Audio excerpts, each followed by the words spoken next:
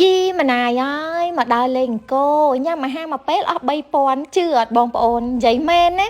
បាយមួយចានម្ហូបមួយមុខអស់តែ3000ទេនៅតំបន់អង្គរសំខាន់ឆ្ងាញ់ហើយធូរថ្លៃទៀតដល់ពេលយើងមកញ៉ាំអីបានតម្លៃធូរថ្លៃអញ្ចឹង saving បានច្រើនណាវីដេអូនេះខ្ញុំទៅលេងអង្គរកាលពីថ្ងៃរះចំកំពូលប្រាសាទអង្គរវត្តព្រឹត្តិការណ៍ Equinox ពេលដែលមើលថ្ងៃរះហើយចាប់ផ្ដើមរកអាហារញ៉ាំពេលព្រឹកហើយមិនដឹងថាគួរញ៉ាំអីកន្លែងណាទេក៏ចេះតែជីកឆ្វែលចាត់ទុកថាដើរលេងផងអីចឹងណាហើយក៏រកកន្លែងមួយខ្លាចជាមួយខ្ញុំហើយដោយសារតែអាហារគាត់គឺធ្វើឆ្ងាញ់មកសមរម្យទទួលយកបានដែលសំខាន់ធូរថ្លៃទៀតនេះម្ដុំនេះបងប្អូននៅក្បែរលានជលដំរីអ្នកនៅសៀមរាបប្រហែលជាធ្លាប់ស្គាល់ហើយឥឡូវតោះតើមើលជាមួយខ្ញុំទាំងអស់គ្នាថាគាត់មានលក់អីខ្លះបានជា3000ញ៉ាំមួយឆ្អែតហ្នឹងនៅកន្លែងនេះមានអ្នកលក់ច្រើនតូបដែរតែតូបផ្សេងខ្ញុំមិនដឹងរសជាតិទេដោយសារតែខ្ញុំញ៉ាំតែមួយតូបនេះទេហើយគ្រាន់ចូលមកដល់ឃើញទឹកដែលគាត់កំពុងដាំនេះគឺគាត់ដាំដើម្បីស្រស់ស្លាបព្រាស្រស់អីហ្នឹងណាទីនេះមានលក់តែក្រៀមក្រាស់ទេប្រភេទសាច់អាំងចាំមានដូចជាត្រីមានដូចជាសាច់មាន់ស្រែ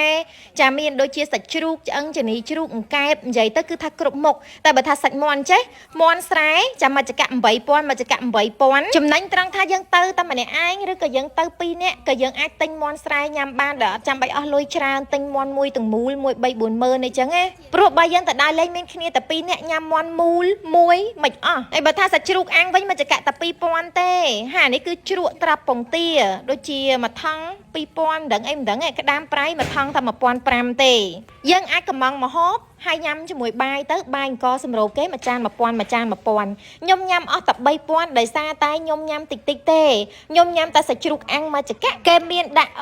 ក្តាប់អំពិលបុកឲ្យហើយនឹងទឹកអំពិលទុំប៉ុណ្ណឹងគឺឆ្អែតមួយពេលហើយសម្រាប់ខ្ញុំហើយបើបាយវិញតែ1000ទេបាយគេសិតតែបាយអង្គសម្រូបទៀតបងប្អូនតែមុននឹងខ្ញុំភ្លេចថតញ៉ាំបានពាក់កណ្ដាលហើយបើនឹកឃើញថតចឹងអ្នកញ៉ាំតិច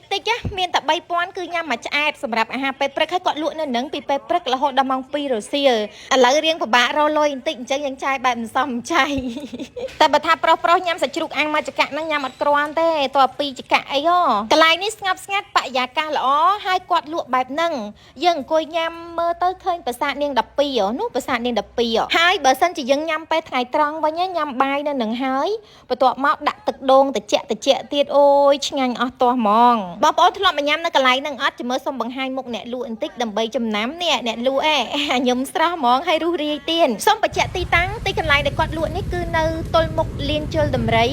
នៅជាប់នឹងប្រាសាទនាង12តែម្ដងបន្ទាប់ពីញ៉ាំហើយយើងក៏ចាប់ផ្ដើមជិះមើលទេសភាពបន្តទៀតខេត្តសៀមរាបឥឡូវនេះរៀបចំស្អាតខ្លាំងមែនទែនទាំងហេដ្ឋារចនាសម្ព័ន្ធផ្លូវថ្នល់ហើយជាពិសេសហ្នឹងគឺថាបរិវេណប្រាសាទមានដាំស្មៅដាំអីមើលទៅគឺថាស្រស់ស្អាតជាងមុនឆ្ងាយណាតែគួរឲ្យស្ដាយរៀងស្ងាត់ភ្ញៀវអ្នកបងប្អូនមើលទេសភាពប្រាសាទនាង12ឡងស្រស់ស្អាតត្រជាក់ភ្នែកតែម្ដងពេលដែលមកហើយមានអារម្មណ៍ថា fresh relax ហ្មងហើយឥឡូវលឺអ្នកខេត្តសៀមរាបល្អូគ្រប់គ្នាតែស្ងាត់ភ្ញៀវស្ងាត់យកតែមែនទេណាអញ្ចឹងសង្ឃឹមថានឹងមានភ្ញៀវមកវិញក្នុងពេលឆាប់អរគុណបងប្អូនទាំងអស់គ្នាដែលចូលចិត្តវីដេអូរបស់នាងខ្ញុំបាយបាយ